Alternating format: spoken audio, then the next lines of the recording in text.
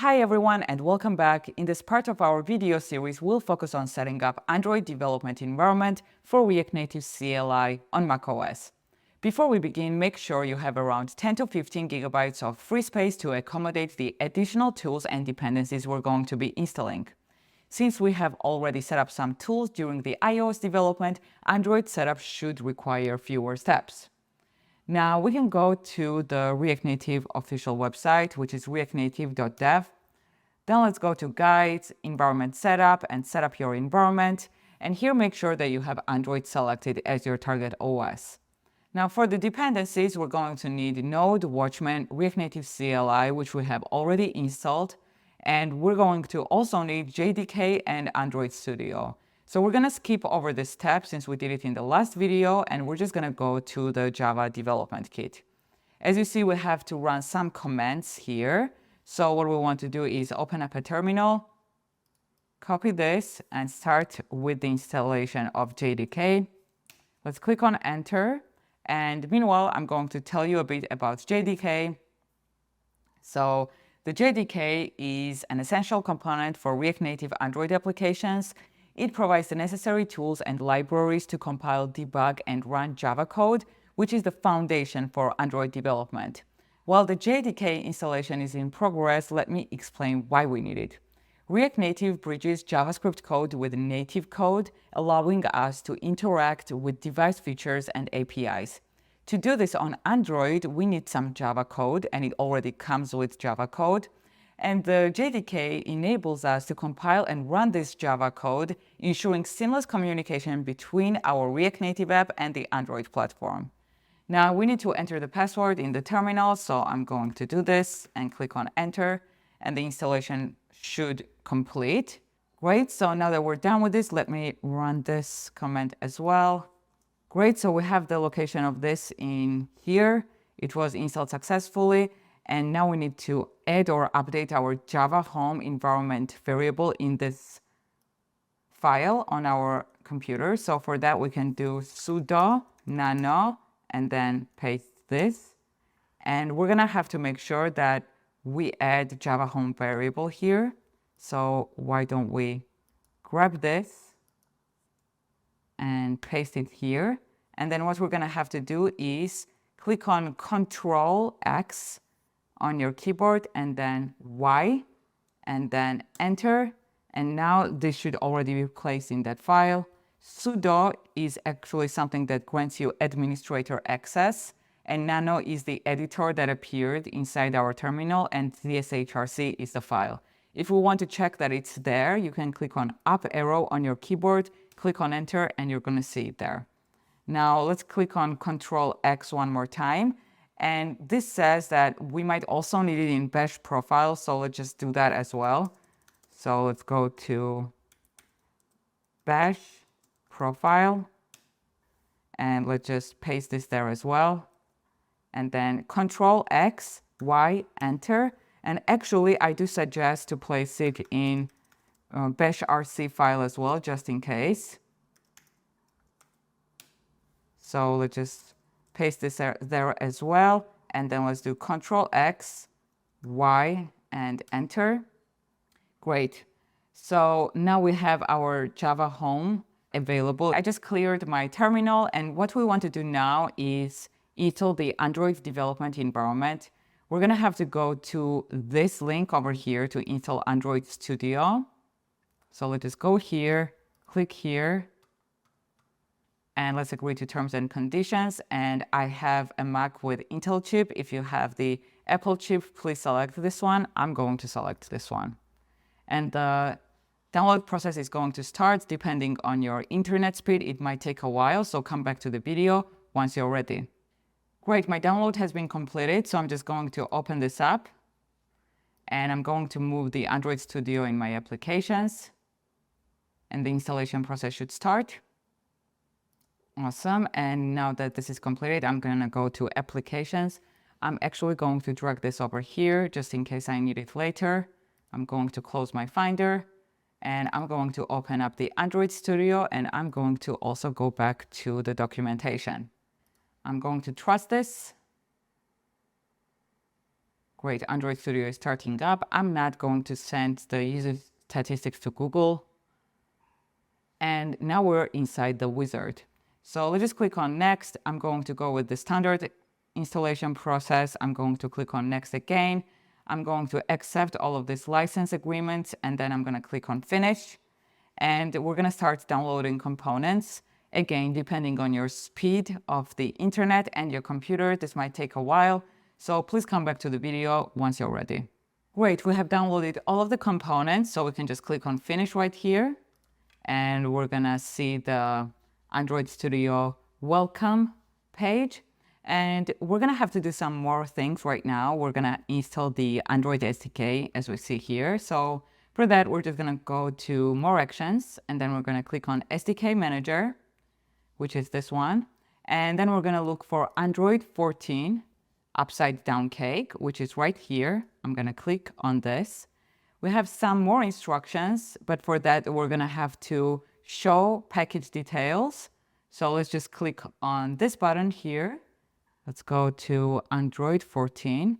And we do need Android SDK Platform 34, which is selected here. And then we're gonna need one of these. So let's look for that. Now, if you have M1 chip, then you're gonna have to select the ARM one right here, Google API's ARM64. Since I have the Intel chip, I'm going to select this one. And one more thing we need to do is go to SDK Tools tab, which is here. We're also going to need to show package details here and make sure that 34.0.0 is selected. So let's select that. And now we can just click on apply, and this is gonna install some more stuff. So let's just click on OK. You're gonna have to wait for a bit more depending on your internet speed. So once this is done, just come back to the video. Great, so SDK component installer is done with its tasks. So we can just click on finish. We can click on apply after, and then click on OK. And now we need to just configure the Android home variable. For this, we're gonna just have to copy this. So just click here and then open up your terminal. And this says that we are going to need to update the Z profile, ZSHRC, bash profile, or bash RC. Honestly, I'm gonna update all of them because I have seen students have issues if they didn't update all of them. So let's just update all of these files. For that, you would need sudo nano and then Z profile. Let's just enter the password to grant the administrator rights. Awesome. So we can just paste what we have here and then click on Ctrl X on your keyboard, then Y and then enter. If you want to check whether it was successful, you can just click on up arrow on your keyboard, click on enter, and you're going to see it here. To exit, you can just click on Ctrl X once more. And now we're going to update the bash profile file as well. So we can just go here, Command V, and then Ctrl X, Y, enter. Now we're going to do the same for the CSHRC file. So let's just paste this here, Ctrl X, Y, enter, and we're gonna do the same for the bash RC file. Command V, Ctrl X, Y, enter. Great, so we updated all of these files. Now, if we want to check that everything went fine, we can just copy this. We can exit out of here, restart this one more time, and we're going to see the value right here. Great, so now we just need to prepare the Android device so that we can run our application. For that, let's open up the Android Studio. And we're gonna go to more actions, and then we're gonna set up new virtual device. Right now we do have one by default here, but it's dependent on API 35, and we want to be dependent on 34 according to the documentation here. So let's just click on the plus button. I'm going to choose Pixel 4a. That's my previous phone that I actually had, so I have sentimental attachments to it. Now we see the upside down cake available here with the API 34, which is great. We're going to click on next, and then we're going to click on finish, and let's launch this. And you can launch this anytime you would like to run your application on Android device. Again, the steps for that would be to open Android Studio, go to Virtual Device Manager, and click on play button right here, and your emulator would launch. Great, let me move this here. And now what we want to do is make sure that we installed everything correctly. So for that, we're gonna launch our terminal. In our last video, if you remember, what we did is we set up the awesome project. So you would need to navigate to that wherever your awesome project is. Mine is directly inside this folder. If you have it on desktop, you would have to go to desktop and then awesome project, but I'm just going to change directory with CD, and I'm going to say that I want to go into awesome project, and then I'm going to click on enter, and I'm here. And then what I'm going to do is try to run this on Android. So to run this project on Android, what I'm going to have to do is npx React Native run Android. And it is recommended that the emulator is fully launched before you run this command. So let's just wait for that to happen, and then I'm going to click on enter.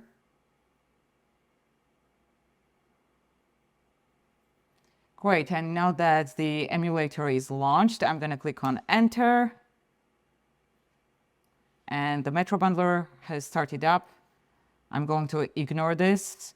So we're installing Gradle 8.6. Some people might have issues with this with the current React Native version, but by the time you're watching this video, this issue might have already been fixed. So if we're going to run into no issues, that's great, and we're going to continue, and the application should show up in the emulator. But if that's not going to happen, we're just going to downgrade Gradle by one version, 0.1 version, and it's going to work for you. So let's just wait for this to complete and see how it goes.